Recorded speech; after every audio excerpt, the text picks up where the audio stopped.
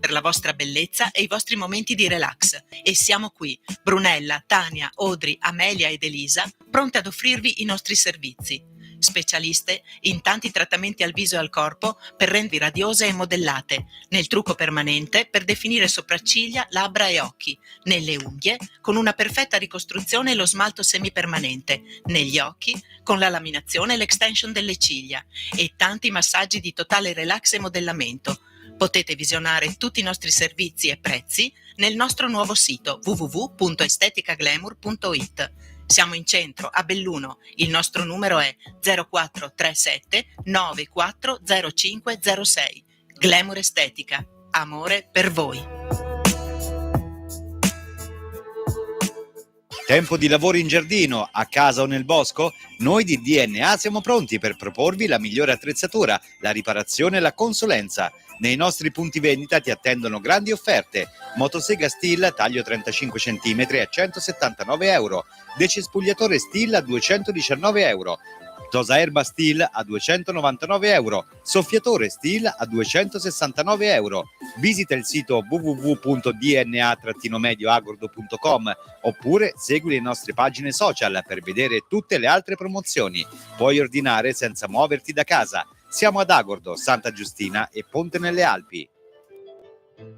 Il centro dell'auto in Val di Fassa è Bernard Claudio Motors e Carrozzeria da Franco, specializzati in mobilità e manutenzione per chi vive in montagna. Bernard Claudio Motors è autorizzato autovetture Fiat, vendita nuovo, usato e fuoristrada multimarche, ma anche quad, frese da neve, mini pale, motoslitte, valutazioni imbattibili e ritiro usato, vasto parco e esposizioni auto, servizio officina e tagliandi. Carrozzeria da Franco è riparazioni auto, servizio veloce e affidabile, anche con autovettura sostitutiva. Visita il centro auto in Val di Fassa da Bernard Claudio Motors e Carrozzeria da Franco a Pozza di Fassa sulla strada statale. 1, 2. Ascolta il ritmo NFL Radio Più. Ora esatta Radio Più. Sono le 7:59.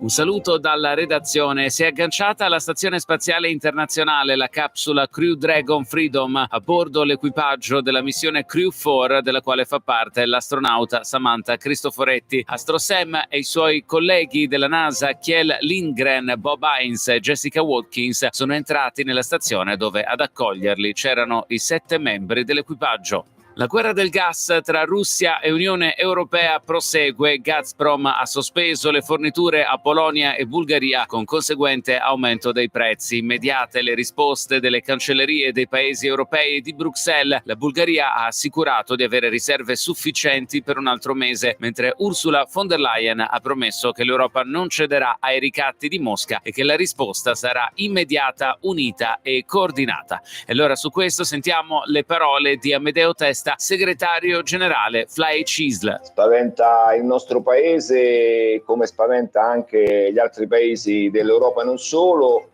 perché attorno all'energia si sta giocando una guerra pesantissima, qualcuno la chiama anche guerra mondiale, e a noi italiani spaventa di più per un motivo molto semplice, perché l'Italia dipende dall'estero per quanto riguarda le fonti energetiche per l'80%, quindi noi molto più di altri, forse i primi al mondo, che dobbiamo avere paura da tutta questa situazione qui. La cronaca: un ragazzo di 15 anni che stava camminando con altri 2 amici sui binari nei pressi della stazione di Cassano d'Adda in provincia di Milano è stato travolto ieri da un treno in corsa. Sul posto sono giunti i soccorritori del 118 che non hanno potuto fare altro che constatarne il decesso. Si tratta di un tragico incidente, è stato escluso infatti il gesto estremo. Calcio, l'Inter stecca nel recupero della 20ª giornata di Serie A e spreca la grande chance di sorpassare il Milan in vetta alla classifica. Al Dallara gli uomini di Inzaghi perdono 2-1 con il Bologna e a 4 turni dalla fine del campionato restano a -2 dai rossoneri nella serrata lotta per lo scudetto. Papera clamorosa di Radu. Sentiamo il tecnico dell'Inter, Simone Inzaghi. C'è delusione, come è normale che sia, dopo una partita persa in questo modo che abbiamo visto. L'umore chiaramente non era dei migliori. Radu ha fatto un errore, come posso farlo io che sono allenatore, come può farlo un attaccante, un centrocampista. Chiaramente quando sbaglia un portiere è più evidenziato, però dobbiamo reagire. Sappiamo che è una sconfitta che brucia, però fra 3 giorni ce ne avremo già un'altra, poi avremo altre 3 partite più una finale, quindi bisogna affrontarle una alla volta, sapendo che non siamo più padroni noi del nostro destino. Negli altri 2 recuperi della 20ª giornata, Fiorentina-Udinese 0-4 e Atalanta-Torino 4-4. È tutto, restate con noi.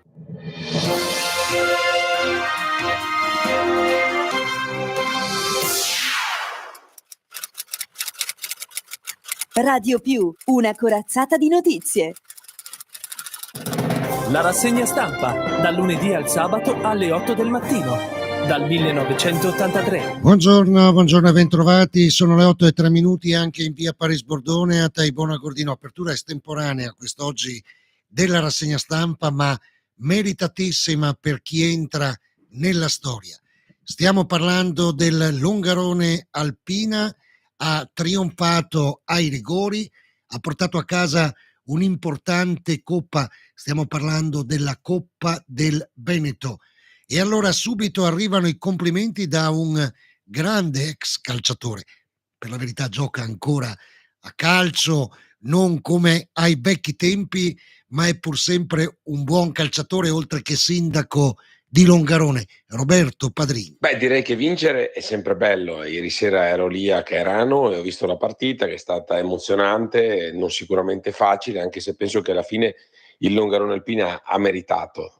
Dopo è chiaro che la lotteria dei rigori premia anche un po' chi è più fortunato, e ha premiato soprattutto la scelta del mister Sandro Tormen, che proprio a pochi minuti dalla fine del secondo tempo supplementare ha deciso di cambiare il portiere, e questa mossa si è rivelata azzeccata, perché ha parato 2 rigori su 4 praticamente, e ha regalato la vittoria a Longarone Alpina. Io sono felice da sindaco, da calciatore, ma soprattutto voglio complimentarmi con il grande entusiasmo del presidente Carlo Gustavo Giuliana, perché lui il trascinatore, lui che ha voluto questa fusione tra Longarone Alpina, e al primo anno essere riusciti a portare a casa un trofeo. Devo dire la verità, io all'inizio a un certo punto gli avevo detto punta al campionato, non alla Coppa Veneto.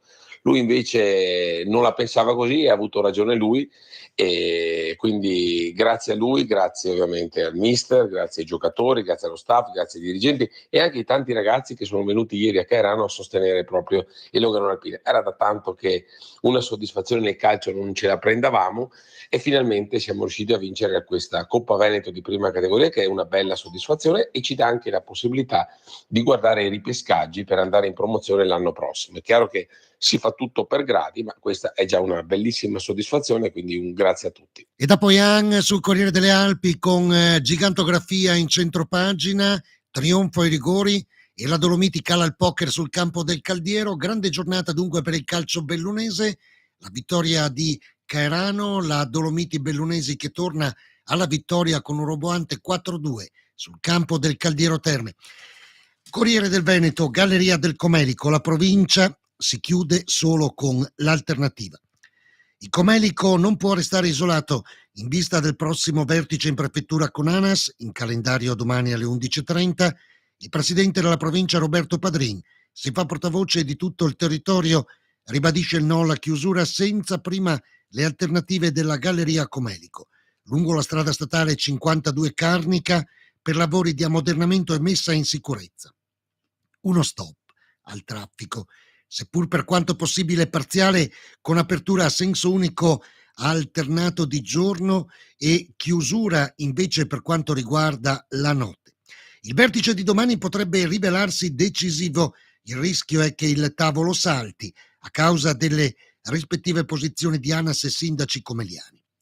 La prima spinge per iniziare quanto prima i lavori di rifacimento della volta del tunnel, intervento da 60 milioni d'euro, giudicato improcrastinabile date le pessime condizioni della struttura. Il cantiere, secondo ciò che comunicò ANAS a dicembre, si sarebbe dovuto aprire già ad aprile, ma la sollevazione popolare, a fianco delle amministrazioni civiche, si sono mossi anche i cittadini dando vita a quel comitato civico, ha per ora fermato le ruspe, mentre si cerca di dare corpo alla soluzione alternativa a ripristinare la vecchia strada della valle. E qui c'è il concetto: si chiude solo con l'alternativa. Questo è quanto chiede la provincia con il presidente Padrin, perché una vallata intera non si può davvero isolare. Il Corriere delle Alpi apre sul patto in Valbelluna tra RSA, servizi e lavoratori in rete. Le strutture di Belluno, Feltre, Sedico e San Gregorio hanno infatti sottoscritto un accordo di quelli importanti fino al 2030. Economie di scala e attività in sinergia, Santesso amministrazione comune. L'apertura del Gazzettino è invece per il Giro d'Italia, festeggiano gli hotel. Stiamo ricevendo molte richieste, dicono coloro che affittano le camere, gli spettatori si fermeranno. Per il mondo del turismo estivo è la prima prova generale, dopo i 2 anni con le limitazioni che sono legate alla pandemia. Nel taglio basso del giornale l'incidente di Cortina, l'incendio di Cortina brucia la mansarda nel quartiere dei Vips, titolo anche sul Corriere delle Alpi in prima pagina. Il rogo si mangia 2 piani di villa, l'edificio sotto sequestro. Nostro servizio. L'allarme è stato dato dal giardiniere che era all'esterno della proprietà, ha sentito puzza di bruciato, poi una fiammella e nel giro di pochi minuti è divampato il rogo. Nella casa a 4 piani c'era solo il figlio dei proprietari, noti costruttori edili. Erano le 12 ieri mattina, località Chandeliers, incendio dell'abitazione, o meglio di una mansarda non abitata nel momento del rogo, e anche il piano sottostante, il terzo dell'edificio, nessun ferito. Bruciato il rivestimento in legno, il sottotetto, sul posto pompieri con diversi mezzi e una trentina di uomini da San Vito, Borca Valle, Pieve, oltre ai permanenti di Cortina. L'incendio si è sviluppato nella casa della famiglia Scrocco, ultimo piano. I vigili del fuoco hanno lavorato per gran parte del pomeriggio fino a sera. L'incendio è divampato in mansarda, abitazione di 3 piani, sulla strada per il Passo Tre Croci. Le squadre sono riuscite a circoscrivere le fiamme evitando il rogo generalizzato. Danni da percolazione ai piani inferiori sono inagibili, sono senza corrente elettrica. Le cause al vaglio dei tecnici, dei vigili del fuoco. Le operazioni di completo spegnimento e bonifica terminate, come dicevamo, in serata. L'immobile è stato posto sotto sequestro conservativo. Si contano danni per centinaia di migliaia d'euro sullo stabile, peraltro ristrutturato di recente. C'è un'ultima ora notizie. Nel pomeriggio, questa mattina, scusate, ci sono stati segnalati sassi lungo la strada che porta a Passo Falzarego. I vigili del fuoco, la polizia sta intervenendo, probabilmente anche i vigili del fuoco, certo, sono stati allertati da una coppia di tedeschi che se la sono vista brutta perché sono caduti dei macigni abbastanza grandi, occupano mezza carreggiata, quindi per chi sale a Passo Falzarego, attenzione a questo restringimento di carreggiata dove sono caduti per l'appunto i sassi. La notizia è delle 7:30 di questa mattina. Ma continuiamo a parlare di sassi caduti perché ne dà notizia il nostro sito internet. Nel pomeriggio di ieri i vigili del fuoco sono intervenuti lungo la provinciale della Val Fiorentina per ripulire la sede stradale da alcuni detriti. Lo riporta anche il Corriere delle Alpi, nulla di grave fortunatamente. Nessuna persona o veicolo coinvolto, ma ancora una volta viene rimarcata l'importanza dei volontari sul territorio che hanno evitato lunghi trasferimenti ai colleghi permanenti di Agordo, che invece sono intervenuti ieri sera a Falcade, località Le Barezze, in cima a Falcade, Hanno notato il fumo che si alzava dal sottobosco dei passanti. Erano in zona per guardarsi i cervi. I pompieri di Agordo sono arrivati con 2 mezzi, hanno provveduto a spegnere le fiamme, evitando il propagarsi del fuoco verso il bosco, caratterizzato da sterpaglia facilmente infiammabile, nemmeno tanto lontano dalle ultime abitazioni. L'origine delle fiamme è sicuramente dolosa, forse un piccolo falò per bruciare le sterpaglie non spento bene, o una sigaretta lasciata cadere con casualità sull'erba secca. Fortunatamente tutto si è risolto senza ulteriori danni. Corriere delle Alpi, Gigi Sosso al pago, vizio parziale di mente per un molestatore seriale. Per questo motivo è stato condannato a 1 anno e 10 mesi per tutta una serie di reati commessi in Alpago. Era l'estate di 2 anni fa, un'estate molto movimentata. Proveniva dal Vicentino l'uomo, era stato allontanato da casa per pesanti dissidi con la moglie. In pochi mesi ha collezionato reati: violenza sessuale, stalking, minaccia aggravata, molestia e 2 evasioni dagli arresti domiciliari. Dopo altrettanti arresti da parte dei carabinieri di Pos dal Pago. La violenza sessuale c'è stata, ma nell'ipotesi di minore gravità, e c'è stato anche il non doversi procedere per mancanza della necessaria querela. Il 16 luglio 2020, violenza nel parcheggio del posto di lavoro di una donna che è stata palpeggiata al seno. 2 amiche hanno invece spiegato che erano nel giardino di casa, una di loro ha incontrato l'imputato e l'ha molestata. Una quarta donna ha incrociato l'imputato all'esterno di un bar di Tambre e qui si è abbassato i pantaloni mostrando i genitali. Poi le evasioni anche a solo 13 metri da casa, ma avrebbe dovuto rimanere sempre dentro. Per questo i carabinieri hanno testimoniato ieri in tribunale. E ancora Sosso da Limana, crack da 7 milioni d'euro, bancarotta fraudolenta per Giorgio Bianchetti, titolare della Nice, che della Giovatti Immobiliare di Limana, condanna a 3 anni e 1 mese reclusione, interdizione dei pubblici uffici per 5 anni, inabilità a condurre un'attività di questo genere per la durata della pena. Sostanzialmente accolte le richieste del pubblico ministero, Marta Tollardo. Assolto per insufficienza o contraddittorietà della prova Marco Melanco, era accusato di insinuazione simulata al passivo per circa 400.000 euro. Ieri mattina in tribunale ha spiegato la propria posizione anche con l'aiuto dell'avvocata Francesca Larese, alla quale si era rivolto per capire dove fossero finiti quei soldi. L'uomo si è sorpreso del fatto di ritrovarsi imputato. Retroscena. Alla fine delle indagini della Guardia di Finanza, Bianchetta aveva cercato di patteggiare in udienza preliminare con l'avvocato Massimo Montino, ma la pena era stata ritenuta troppo mite.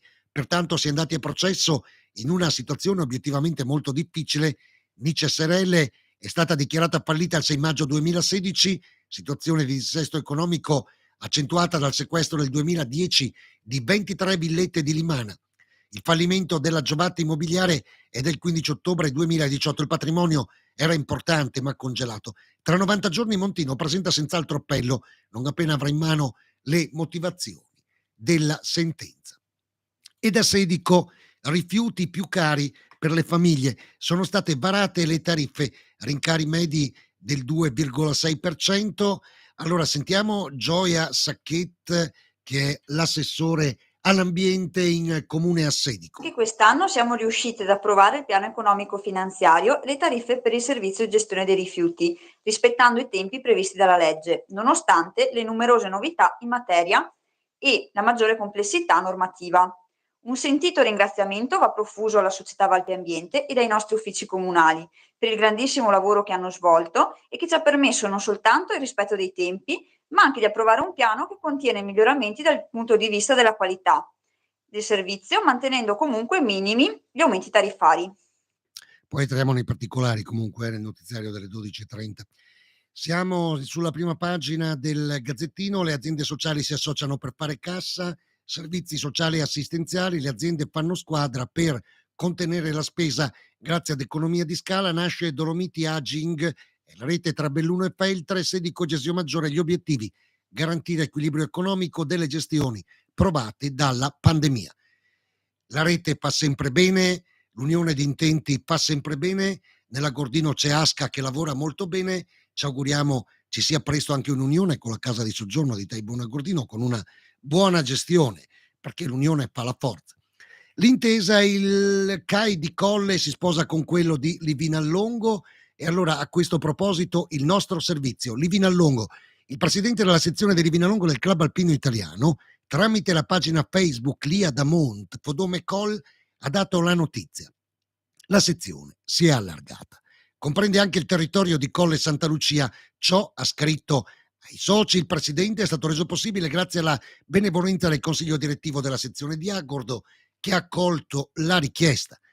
La modifica della zona di competenza territoriale è stata ratificata dal CAI del Veneto ed è quindi esecutiva. Questo, scrive il nostro sito internet, non significa che i soci di Colle tesserati con la sezione CAI di Agordo siano automaticamente trasferiti alla LIA Fodom Col. Ognuno potrà iscriversi presso qualsiasi sezione che desidera. Auspichiamo, dice il presidente Cappelletto, che le comuni radici culturali storiche che caratterizzano i due territori, che sono state il fondamento della richiesta, producano un sensibile aumento dei soci della sezione. Per il terzo giorno il Corriere delle Alpi rimane su un argomento importante, ovvero la chiusura del convitto Sperti. Il vescovo, come ricordavamo ieri, ha convocato le famiglie. La Lega dice facciamo squadra. Cosa propone? Un tavolo di confronto con la diocesi, con il vescovo. Per il sindaco di Roccapietro Andrea De Bernardin, rischio spopolamento e abbandono scolastico. Magari, De Bernardin, aggiungiamoci anche fuga verso i territori più ricchi di Trento e Bolzano, dove i convitti non mancano. Mettiamo in evidenza molto spesso anche questo, invece che lamentarci quando arrivano le prescrizioni, e notiamo la fuga degli alunni dell'Alto Agordino verso le privilegiate regioni a statuto speciale. Silvia Cestaro, a proposito di Regione Veneto. Ho letto con profonda tristezza della chiusura dell'Istituto Sperti, che segue poi quella dell'Agosti dell'anno scorso. Siamo una comunità, quella d'alta montagna, già profondamente in difficoltà nella gestione proprio dei ragazzi che vanno a scuola, perché devono fare degli spostamenti la mattina ad orari improbabili e soprattutto non hanno il servizio per poter rimanere durante il weekend all'interno dei convitti, cosa che ogni tanto si rende necessaria soprattutto nei periodi di stagione, con la neve, con le piogge. Per cui già c'era questo problema. Adesso pensare che ragazzini e ragazzine di 14-15 anni debbano trovarsi in appartamento e gestirsi, o addirittura obbligare i genitori a spostarsi a Belluno, diventa veramente preoccupante questa cosa. Penso che bisognerà cominciare a fare un ragionamento per una struttura che possa ospitare con dei prezzi anche più ragionevoli questi ragazzi e queste ragazze, magari con dei servizi comuni come per esempio la mensa, come il servizio di biblioteca o di studio, perché insomma ormai i ragazzi possono tranquillamente condividere tra di loro questo tipo di attività, e invece le camere separate ovviamente tra maschi e femmine, in maniera da ottimizzare ovviamente il servizio e da minimizzare i costi. So che la provincia si è già mossa.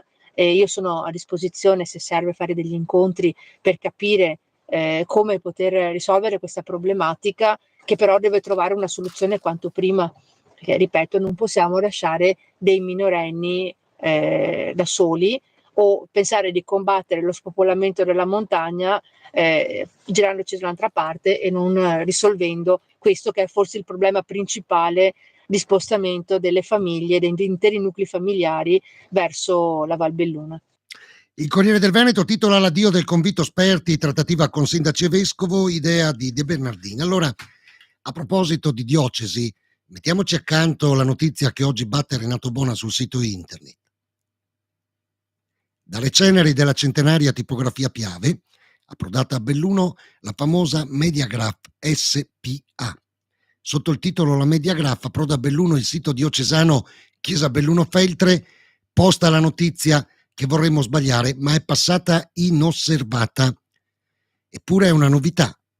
Come si legge nel servizio siglato, spiega che sarà la tipografia di riferimento per la diocesi dopo la messa in liquidazione e chiusura della Piave, che è effettiva dallo scorso 31 maggio.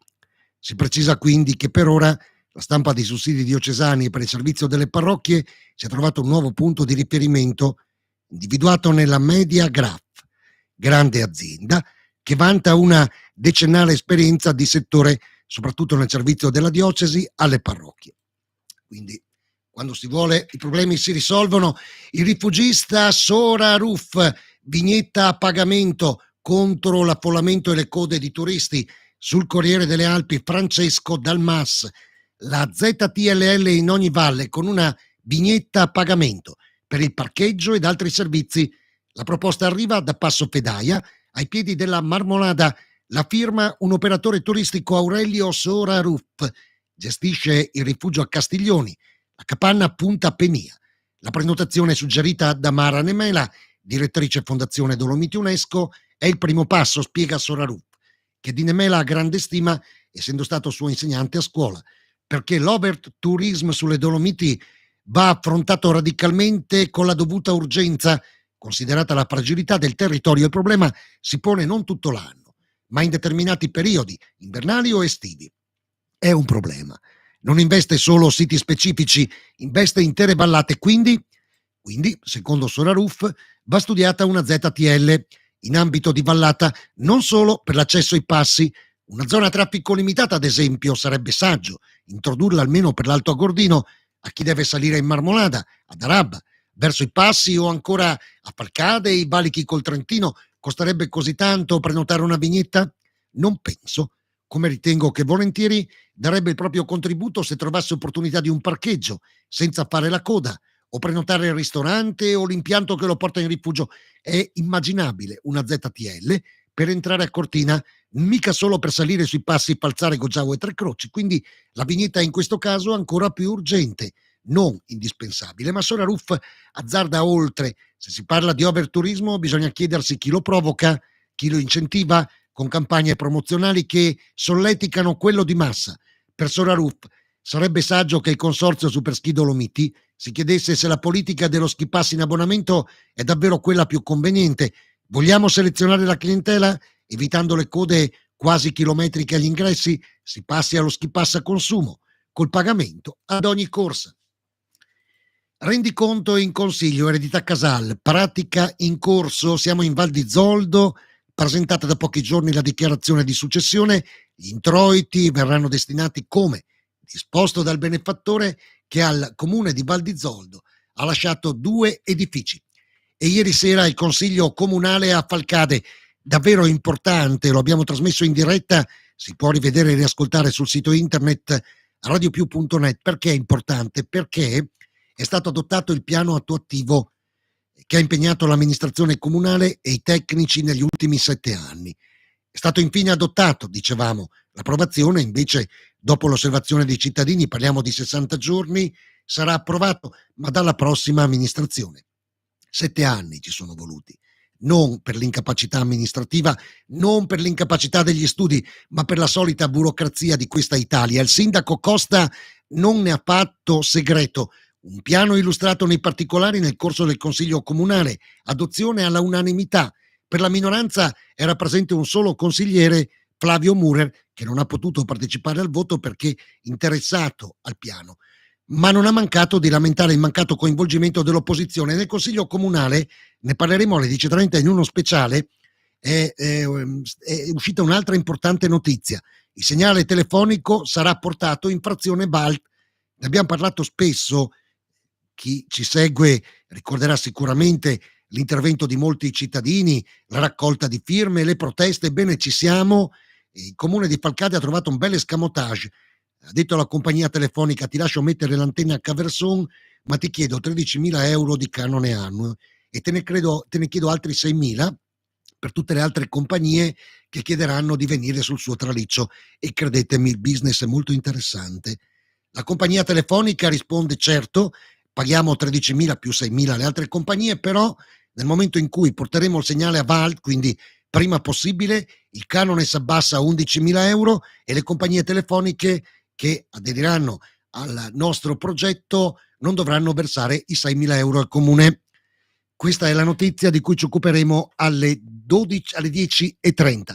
Mentre sabato si inaugura la sede della Croce Verde Val Biois e si festeggiano i 40 anni. Noi ne parliamo domani con uno speciale alle 15:10 con Stefano Murer, il presidente. Falcade, Sabato alle 16, in via degli Artigiani, la Croce Verde Val Biois festeggia i primi 40 anni di attività. Nell'occasione sarà inaugurata la nuova sede. Sono previsti gli interventi dei rappresentanti di Croce Verde, Soccorso Alpino, Amministrazione Comunale di Falcade, Onorevole Dario Bond, Presidente Fondo Comuni Confinanti. La benedizione sarà impartita da Don Andrea Piccolin. E questa sera c'è il Consiglio dell'Unione Montana, si riunisce alle 20 in sala Don Tamis, prevista la trasmissione in diretta sempre sui canali YouTube, Radio Più, Facebook, Telegram. Ieri l'addio. Con De Zordo perso un punto di riferimento, titola il Gazzettino. Da Guido non si smetteva mai di imparare. Per me e per molti altri è stata una guida e un riferimento politico fondamentale. Il sindaco di Cibiana, Mattia Gosetti, ha reso omaggio al suo predecessore. È morto a 75 anni. Guido De Zordo è morto dopo una lunga malattia. Il Corriere delle Alpi all'interno del giornale dedica mezza pagina al ricordo di Guido De Zordo. L'addio di Cibiana continuerà ad essere presente in tutto quello che ha realizzato. Alessandra Segafredo: Guido continua a vivere a Cibiana, dove ovunque è presente quel che ha fatto. Questo è il commosso saluto di Mattia Gosetti, il sindaco. Il senso di appartenenza e l'orgoglio bellunese e cadorino, di cui era convinto sostenitore, rimangono da esempio. Abbiamo nel cuore il bene che ha fatto Guido, come quello che ha fatto Flaminio da Deppo, che abbiamo seppellito pochi giorni fa, ha detto Monsignor Diego Soravia, che pochi anni fa aveva celebrato a Cibiana il funerale della moglie di Guido, Renata. Ha sottolineato come sia difficile affrontare un lutto in questo periodo dove già siamo soffocati, oppressi dalla pandemia, dalla guerra, dalle bollette che aumentano. Ognuno di noi non si lasci abbattere. È stata l'esortazione del sacerdote. Stiamo vicino ai familiari, troviamo la forza della resurrezione. Il Signore doni a Guido i premi per il lavoro fatto nella vita, nella pubblica amministrazione, nell'educazione di tanti studenti. E i villeggianti hanno voluto ricordare Guido al termine della omelia, persone che vengono a Cibiana da decenni e che l'amano seppure non vi risiedano. Abbiamo sempre apprezzato la saggezza di Guido De Zordo, con cui abbiamo collaborato in ambito culturale ed artistico. Ci mancherà. Era saggio, umile, non si vantava mai di nulla e tutto a Cibiana, o quasi, è merito suo. Lavorava sodo per la comunità, per farla crescere. Ci auguriamo che il suo testimone sia preso dagli attuali amministratori con lo stesso impegno. Intanto fuori dalla chiesa ricordavamo gli aneddoti che li legavano a Guido, ce ne sono a bizzeffe, e ogni volta De Zordo insegnava qualche cosa senza volerlo. Anche quando non era in cattedra, a scuola, era un uomo colto, garbato, che mancherà molto. Alleghe, storie di vita quotidiana per una comunità che cresce insieme. Questo è il motto della 4 giorni organizzata in provincia dai Centri per l'Affido e la Solidarietà Familiare ULS 1. Ad Alleghe l'appuntamento è per lunedì 2 maggio alle 17:30 in sala della biblioteca del municipio. Raccontiamo l'affido per i bambini alle 20:30 per i genitori.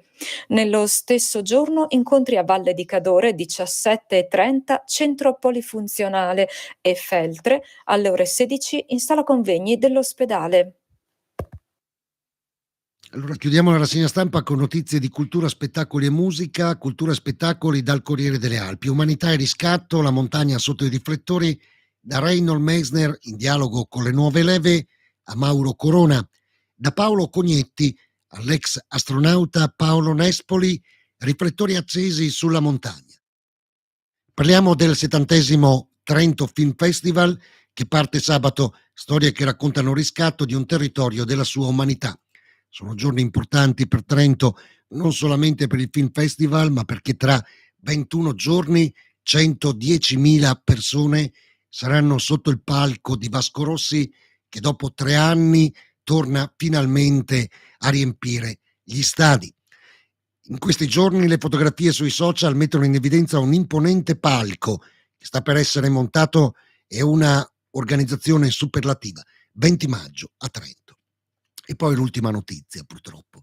arriva da New York, è morto lo storico componente degli Earth, Wind & Fire, autore di brani memorabili come September, come Fantasy. Lo ha annunciato un altro membro del gruppo, il cantante Philip Bailey.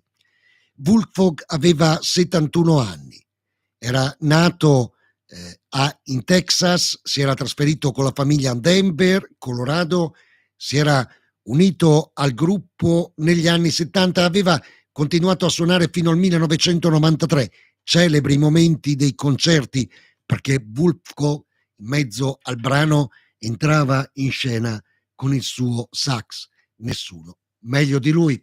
Grazie per averci ascoltato, ci sentiamo dopo. Fino al 4 maggio nella gastronomia dei Junior V trovi tantissimi prodotti in promozione. Prosciutto cotto Praga Becker senza glutine a 99 centesimi e Speck Moser a 1,59 €. Prezzi a letto. Junior V, il tuo supermercato di fiducia da sempre. Una pausa pranzo, un aperitivo o una cena con la spettacolare vista su Agordo e sulle nostre splendide montagne? Sì, sulla meravigliosa terrazza affacciata sul parco dell'hotel Villa Imperina. Potete gustare la nostra cucina oppure le famose pizze gourmet o sorseggiare e rilassarvi con un drink. Il nostro Giardino della Luna è pronto a breve per accogliervi nell'esclusiva piscina esterna con lounge bar e zona relax. Siamo a completa disposizione per organizzare insieme a voi la vostra cerimonia nel parco. E poi, ma non per ultima, la nostra spa con piscina interna anche solo per qualche ora. Parco Hotel Villa Imperina, esclusivamente dedicato a voi. Ad Agordo, località Pragrande. Seguiteci anche sui social. La mamma è sempre la mamma ed è speciale, è nella nostra vita e nel nostro cuore. 8 maggio, la festa. Sport 203 ha pensato proprio a voi, mamme, un piccolo ma sentito pensiero. Sabato 7 maggio tutto il giorno, sconto del 20% per voi, mamme, o per chi vuole fare un regalo alla sua mamma. Perché anche voi possiate avere un capo sportivo per la bella stagione o una stupenda calzatura. Sabato 7 maggio e nel nostro locale tante splendide proposte primavera-estate per tutti. Da Sport 203, località Le Campe, strada Agordo Belluno. L'Officina della Casa è il negozio di ferramenta, casalinghi, giocattoli, colori, detersivi sfusi, cartoleria, materiale elettrico, utensileria, libri per bambini, duplicati di chiavi e telecomandi, piccoli elettrodomestici e molto altro. Ci trovi ad Agordo in via Insurrezione presso l'area commerciale Ganz. Seguici anche su Instagram e Facebook. E ad aprile scopri la nostra promozione dedicata alla manutenzione e la cura dell'interno e dell'esterno della casa. Inoltre sono arrivate le prime piantine da orto e i primi fiori. L'Officina della Casa, se ti serve c'è. Ed il tutto Agordina seleziona diplomato nel settore edilizia da inserire nel proprio organico con mansioni di consulente tecnico e commerciale. Non è indispensabile precedente esperienza nel ruolo. Al candidato verrà fornito supporto e formazione iniziale e continuativa. Si richiedono buone doti organizzative e comunicative e orientamento al raggiungimento degli obiettivi. Contratto di lavoro a tempo pieno e indeterminato. Sede di lavoro Cencenighe, Agordino. Inviare le proprie candidature a info@ediltuttoagordina.it. Per maggiori informazioni 0437 59 12 11. 70 anni di attività, 13.000 metri quadri fra fabbrica e mostra, una gestione familiare che si avvale di un qualificato staff di oltre 30 professionisti. Oggi nasce FAR 1951 per il grande o piccolo albergo, B&B, l'agriturismo, il ristorante, per l'attività commerciale. Dal progetto alla posa in opera, arredamenti completi, complementi, ma anche realizzazioni spa e centri benessere con tutti gli impianti tecnologici.